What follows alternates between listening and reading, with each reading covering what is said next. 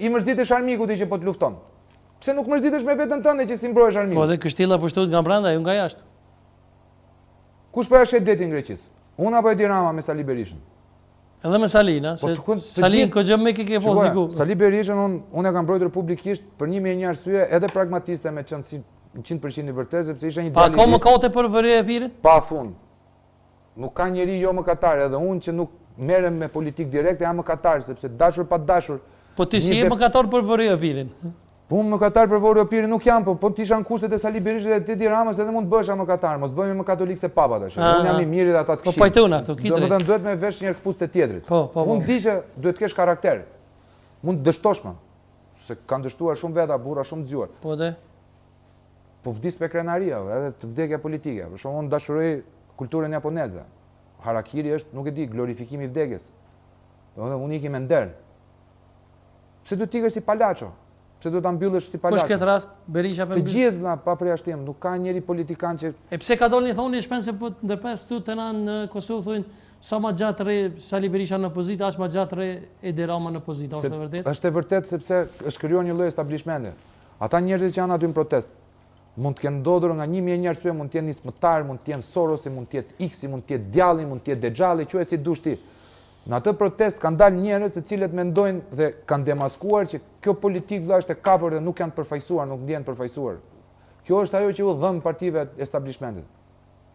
Sepse kanë humbur vota, potenciale janë të majtë të djathtë ata, nuk është se dolën krijuam një popull të ri, nuk e krijuam prej balta. I njëjti popull është. Altin Goxha e thotë të gjithëve Parti Komuniste.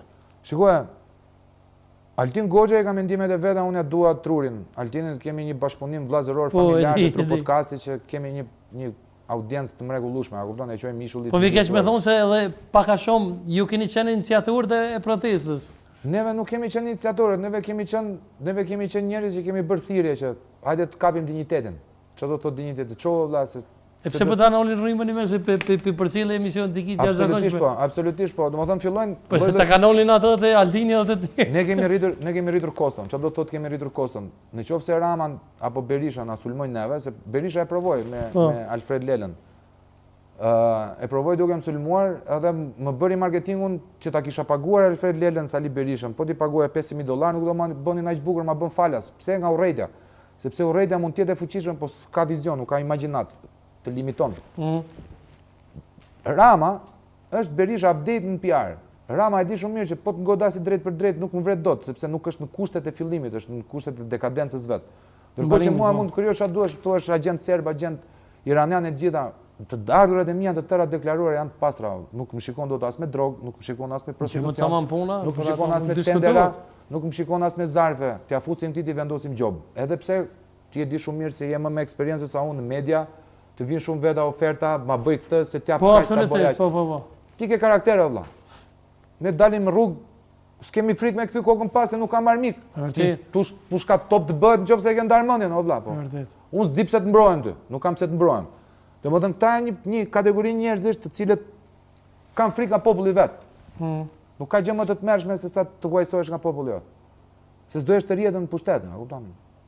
Do ikësh një ditë, do harrohesh. Dhe përfundon si Malena.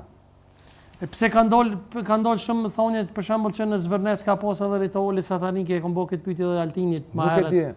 Nuk di ta them për këtë, sepse mua nuk më interesojnë, ka një ndarje shumë të thellë midis conspiracy dhe hidden truth. Unë jam te hidden truthi. Pra duhet shoh pas perdes ku ka bazë logjike, po bazë të fortë logjike.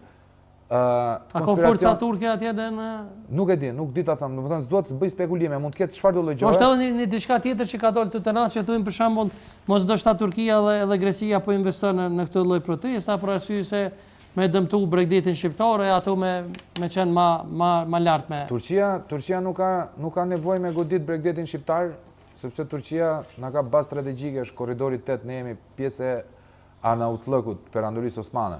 Pra thjesht perandoria osmane ka ndryshuar formë. Është bërë si tot shpendi ty, si thoshte Ahmet Davutoglu, neo-otomanizmi. Pra kemi Turqinë si bazën e otomanizmit dhe shtrim tentakulat tona në gjithë vilajetet.